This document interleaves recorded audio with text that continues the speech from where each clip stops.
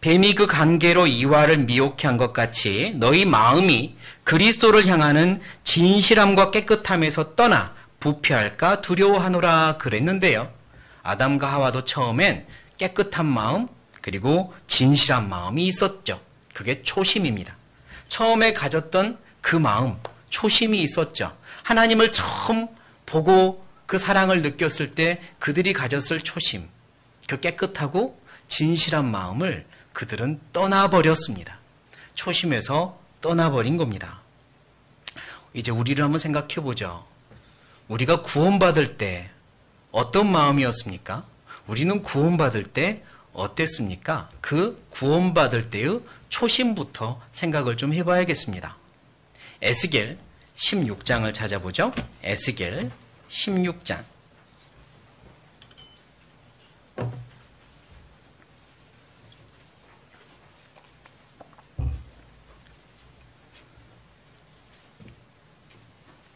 에스겔 16장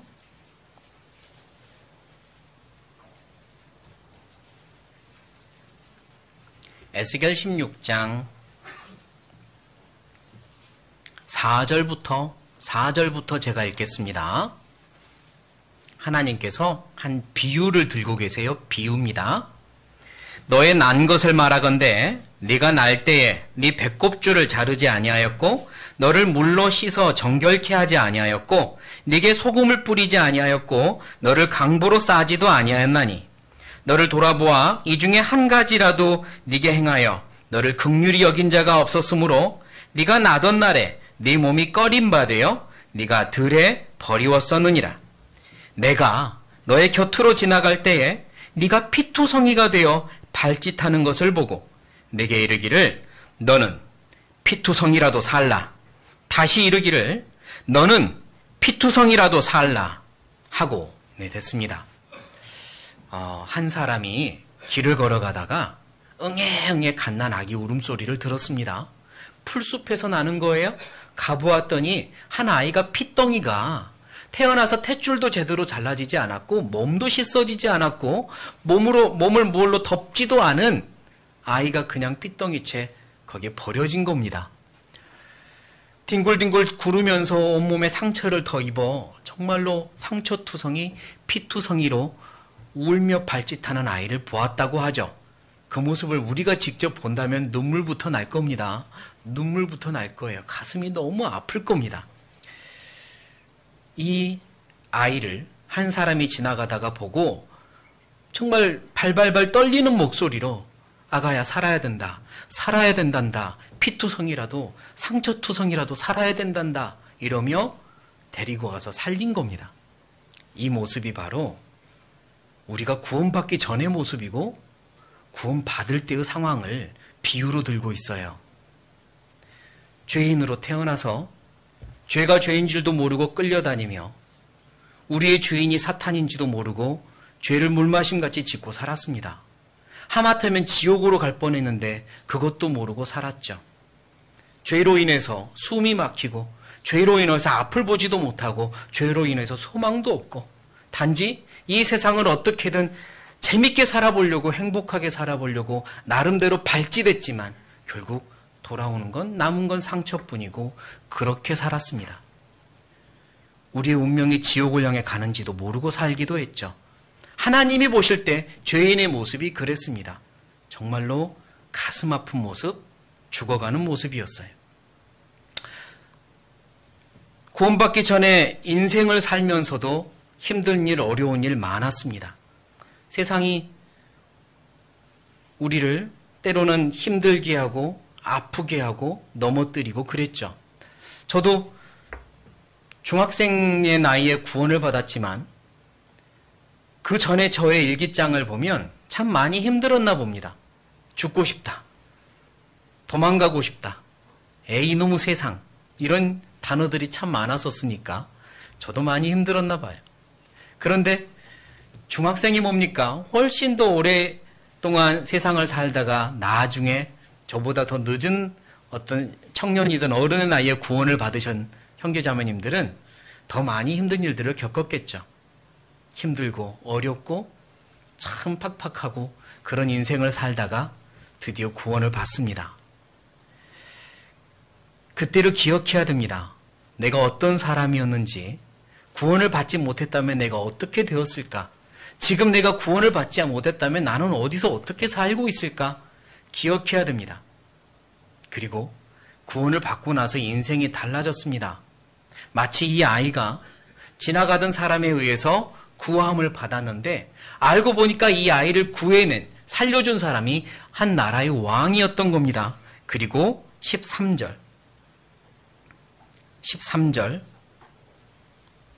13절 제가 읽죠? 이와 같이 네가 금은으로 장식하고 가는 배와 명주와 수놓은 것을 입으며 또 고운 밀가루와 꿀과 기름을 먹음으로 극히 곱고 형통하여 같이 읽겠습니다. 왕후의 지위에 나아갔느니라. 왕후란 왕비입니다. 내가 너를 왕비로 삼았다. 이렇게 말하잖아요. 하나님이 우리를 신부로 삼으셨어요. 그게 구원받고 우리의 신분이 바뀐 겁니다. 죄인이었던 우리가 하나님이 나를 위해서 이 땅에 오시고 나를 위해 모든 걸 다 버리시고 희생하시고 나를 살려주셔. 내가 천국에 갈 수 있는 소망을 얻은 것만도 기쁘고 감사한데 신부로 삼으신 겁니다. 그리고 기다리고 계신 거죠. 인생이 그렇게 확 달라졌습니다. 구원받을 때 어땠습니까? 세상이 너무 다르게 보였습니다. 세상이 아름답게 보였습니다. 부러운 게 없었습니다. 내가 제일 부자인 것만 같았고 내가 제일 행복한 사람인 것만 같았습니다.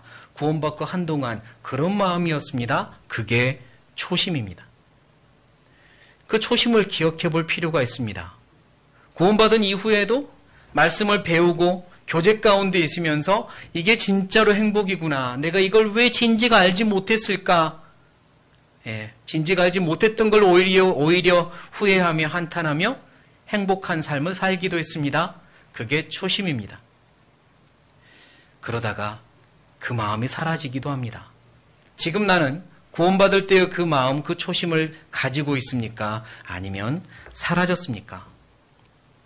구원받을 때의 초심 말고도요, 우리는 어떤 새로운 일을 시작할 때, 새로운 해가 시작될 때, 새해 초에, 또는 새로운 직분을 받을 때, 새로운 지역으로 이사를 갔을 때 등등의 새로운 시작을 할 때 또 많은 초심을 갖게 됩니다.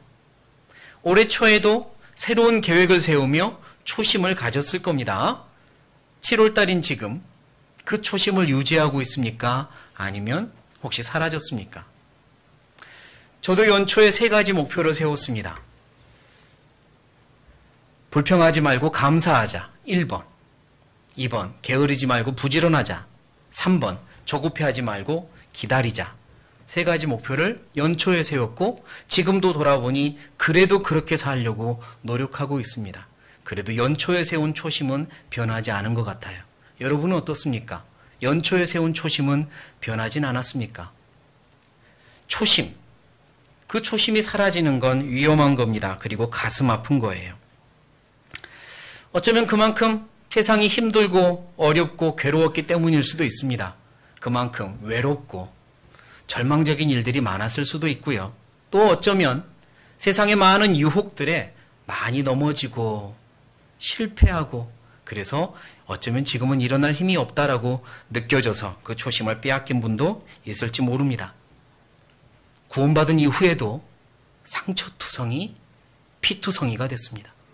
구원받은 이후에도 신앙생활을 하면서 또다시 상처투성이 피투성이로 살아가기도 합니다. 하나님 뭐라고 하실까요? 그런 나를 보고 하나님 뭐라고 하실까요? 에스겔 16장 똑같은 그 말씀 6절의 말씀처럼 네게 이르기를 피투성이라도 살라.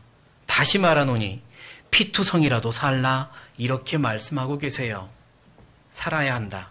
아무리 힘들어도 살아야 한다. 슬퍼도 살아야 된다. 이겨내라. 살아야 된다라고 말씀하세요. 내가 옆에 있다고. 내가 네 손을 놓은 적이 한 번도 없다고. 네 손을 보라고. 하나님 손에 굳게 잡혀있는 너의 손을 보라고. 혼자가 아니라고 계속 말씀하십니다. 살아야 한다고 말씀하세요. 그러니까 돌아가야 합니다. 일어나서 돌아가야 돼요. 나를 기다리고 계신 하나님, 자신의 손바닥에 내 이름을 새겨놓고 지금도 나를 위해 기도하고 계신 하나님, 그분께 돌아가야 합니다. 초심을 회복해야 돼요. 누가복음입니다. 누가복음 15장.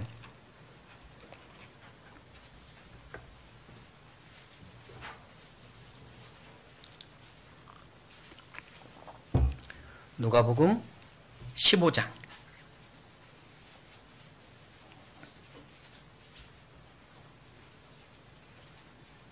20절. 누가복음 15장 20절.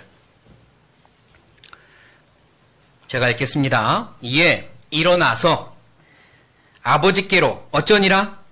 돌아가니라. 아직도 상거가 먼데 아버지가 저를 보고 측은히 여겨 달려가 목을 안고 입을 맞추니. 누가복음 15장 일명 탕자의 비유라고 하는 비유의 말씀입니다.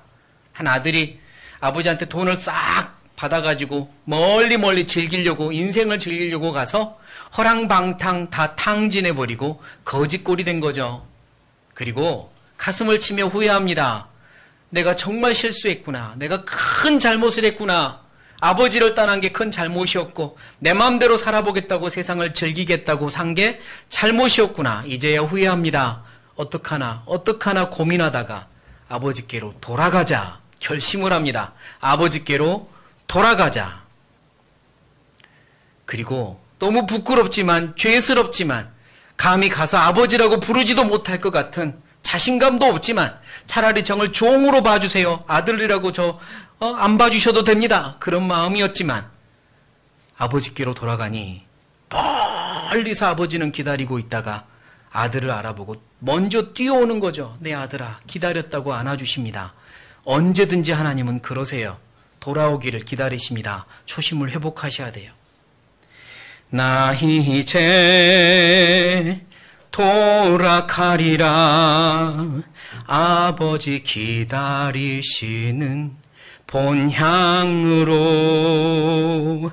나 이제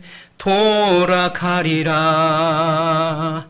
아버지 기다리시는 본향으로. 그 아들처럼 돌아가야 됩니다. 내 초심을 회복해야 돼요. 구원받을 때 내 어떤 마음이었는지 돌아가셔야 돼요. 연초에 세웠던 초심으로 돌아가셔야 돼요. 그렇지 않으면 하나님께 무서운 책망을 들을 겁니다. 무서운 말씀 하나 찾을 거예요. 볼 때마다 무서운 말씀. 익히 아는 말씀이지만 저는 볼 때마다 무섭습니다. 요한계시록 2장.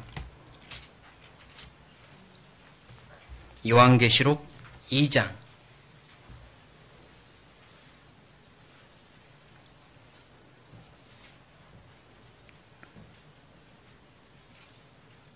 요한계시록 2장 4절. 4절 짧으니까 같이 읽겠습니다. 그러나 너를 책망할 것이 있나니 너의 처음 사랑을 어쨌느니라? 버렸느니라. 이 말씀이 무섭습니다. 너의 처음 사랑을 잃어버렸느니라가 아니에요. 너의 처음 사랑을 실수로 잃어버렸다가 아닙니다. 버렸답니다. 버렸다와 잃었다는 완벽한 차이가 있죠. 잃어버린 건 실수로 잃은 겁니다. 어디서 잃어버린 건지도 몰라요. 찾고 있습니다. 그게 잃어버린 거예요. 버린 건 일부러 버린 겁니다. 어디에서 가면 찾을 수 있는지 알지만 안 찾는 겁니다. 그게 버린 거예요. 너의 처음 사랑을 버렸느니라. 무슨 의미일까요? 찾을 수 있는데 안 찾고 있다는 의미입니다. 언제든지 찾을 수 있어요. 우리의 첫사랑 언제든지 찾을 수 있습니다. 왜냐? 하나님이 손 내밀고 계시거든요. 언제든지 찾을 수 있는데 안 찾고 있는 겁니다. 그러니까 버렸다고 말씀하는 거예요. 천국 가서 들을 이야기입니다. 너는 첫사랑을 버렸다. 잃은 게 아니다. 버렸다. 라고 말씀하세요. 무섭습니다. 또한 그 말씀은 찾을 수 있다는 거죠. 돌아갈 수 있다는 겁니다. 언제든지 돌아갈 수 있다는 거고 기다리고 계신다는 거예요. 하나님께 돌아갑시다. 초심을 회복합시다. 구원받을 때 그 기뻤던 초심으로 또 새로운 결심을 했을 때의 초심으로 돌아가는 겁니다. 진실한 신앙을 위해서 필요한 마음, 첫 번째는